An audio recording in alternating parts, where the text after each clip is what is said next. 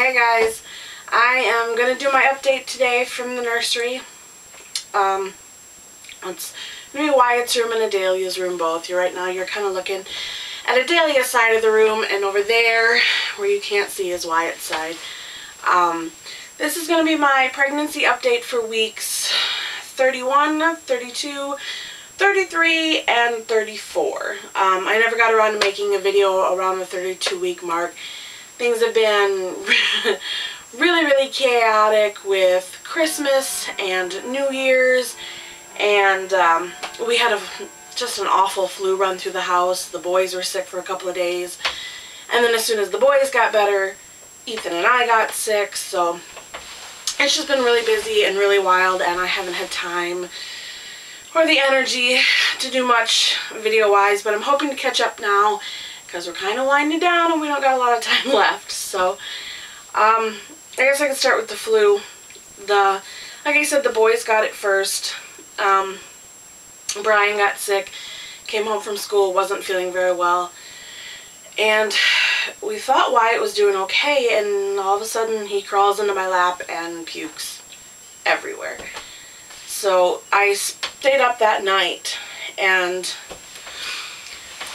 it was every 15 minutes, like clockwork, that Wyatt threw up, and I spent the entire night with a wastebasket sitting next to his bed, cleaning up. I'm just over and over again. It was a horrible night. It was the first time ever I've called in sick to the job that I have right now. I felt awful calling, but he was sick. I knew I wasn't going to get any sleep, and it was just going to make for a miserable day at work, and I didn't want to risk taking that flu to work to give to any of those guys, so I stayed home.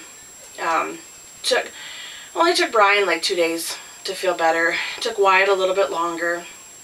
He was a lot sicker than Brian was. And right about the time everybody's feeling well, we thought we'd kind of made it through. Maybe Ethan and I avoided it. I doused myself in hand sanitizer every time he threw up. After I clean everything up, I doused myself again. Hand sanitizer, hand washing, scalding hot showers. Just trying to keep from getting sick myself, being that I'm 8 months pregnant. Obviously not a good time for me to get sick. However, we did not avoid it. That weekend, Ethan and I got sick. I got really sick earlier in the day, and by 7 o'clock I ended up going to triage because I was just so dehydrated and so miserable and couldn't keep anything down.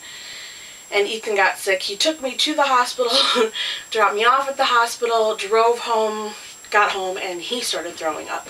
So he stayed home while I was there so that he could at least be a little bit comfortable. I mean, there's no being comfortable when you've got this flu, but at least he got to be home, and I got IV fluids to help with the dehydration, a little bit of Zofran to make the puking stop.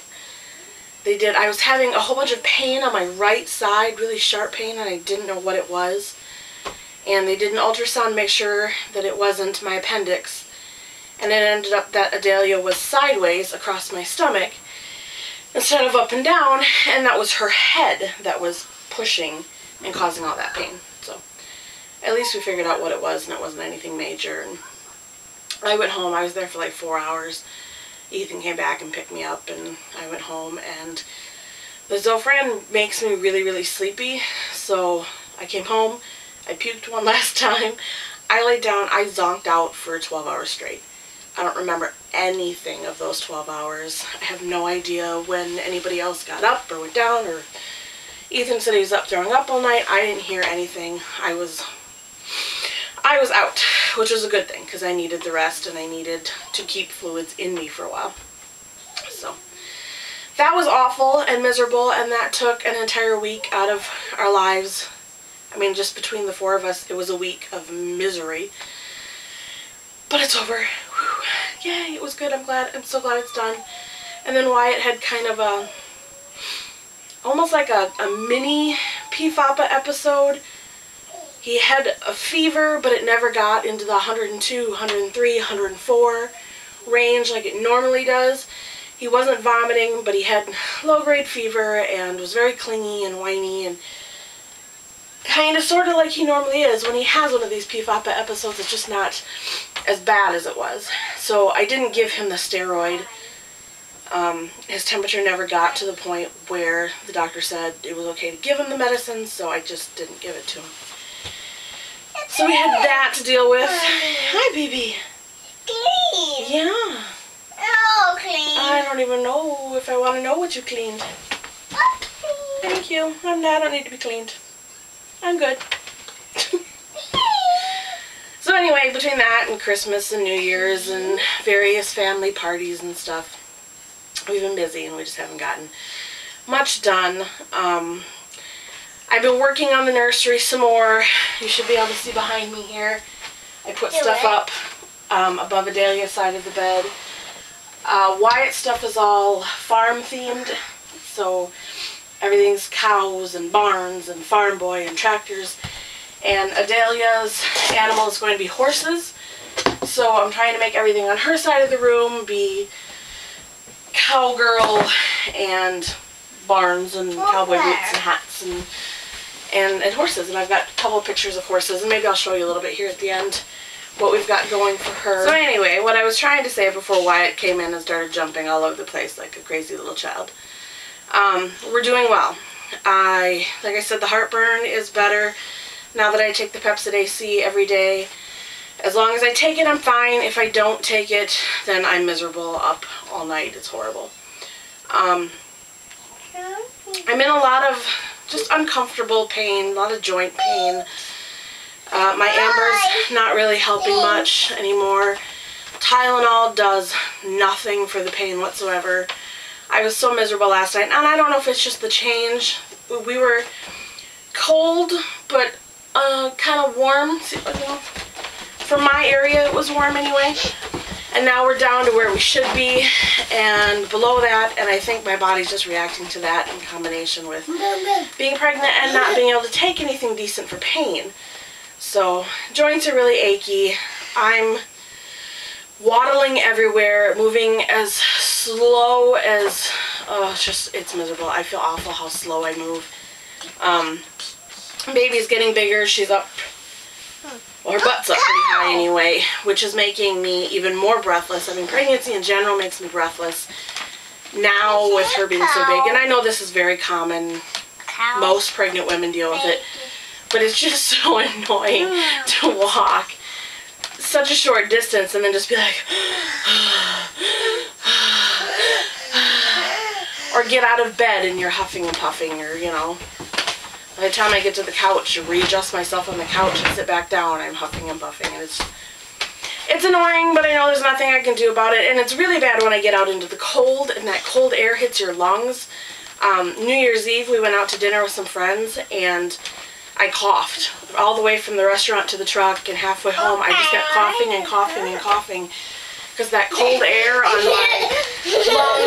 my low lung capacity, it was awful. Stop. And I am dead tired chasing him around. He is 2.5 and he is wild, and I don't have the energy to keep up. In all honesty, I cannot wait for this baby to be here, just because being tired for being up with a newborn is easier than being tired and then chasing a 2-year-old. What's baby? It's your floor. Yes, your turtle's on the floor. You should pick him up and put him in your bed. My bed. Okay. Okay. So yes, we're good. We haven't been around. It's just been wild and busy, and I'm trying to keep up with him. I did have a doctor's appointment at 32 weeks, and I actually have another one on Friday. And I talked a little bit with the doctor. Then she gave me the okay to do a VBAC. The only reason I've ever had C-sections was because my boys were breech. This baby is not breech.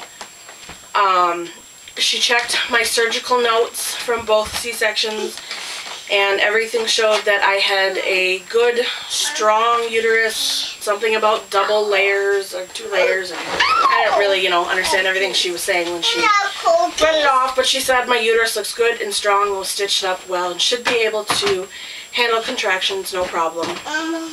So the risk of rupture is very low. She, of course, pointed out my weight puts me at a higher risk, being that I've had 2 C-sections and not 1. Puts me at a higher risk, but there's nothing that makes her say, we can't do this. You know, it's always been breech presentation. I went into labor on my own and labored and dilated quite well on my own with Brian. I just had to have a C-section because of his position. But yeah, the boys are healthy. My uterus, everything looked good during surgery. I'm doing good. There are no complications with this pregnancy. I don't have gestational diabetes. I don't have high blood pressure. I'm fine. I'm just, you know, tired and ready to be done, like any other woman who's 8 months pregnant. So they gave me the okay. If I go into labor on my own, I can attempt a VBAC. I did schedule a C-section for February 4th.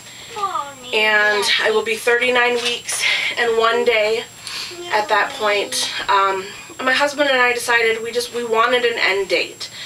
We wanted to be able to say, this is when we're done. We don't have to go on and on. We don't have to wait for my due date. We don't have to just sit around and wonder what's going to happen. We know if we get to the surgery date and I haven't gone into labor, we'll have the C-section and she'll be here. If I go into labor on my own before then, like I said, we'll at least attempt the VBAC. And for me, that's a really happy medium because I am okay with having another C-section. It's fine. I'm used to it. It's what I've done before. Actually, the VBAC is scarier because I've never had, I mean, I've labored, but I've never given birth vaginally before. So the VBAC to me is scarier than the C-section, but it's still something that I want at least the option to try. Even if it doesn't succeed, even if she doesn't come till 39 weeks and I don't get to try it, just to have that option open to me makes me feel good and relaxes me and makes me feel a little more prepared. So, if nothing else, but I mean, absolute last day, she will be here February 4th. Yay! Which is like, what, 33 days away now, I think? So, we're on the countdown. Both boys were born the 37-week mark, so we'll see if she makes it past that or not. The doctor kind of laughed and said, if you make it to 39 weeks, we'll do a C-section. I don't have, you know, the best history for that. Brian was born at 36 weeks and 6 days. Wyatt was born at exactly 37 weeks. So we'll see. She might come earlier. She might be here in, what, 18 days? Which is fine by me too. I'm done. I'm ready to be done. I'm ready for her to be here. I'm tired of being big and round and uncomfortable and in pain and tired and slow moving.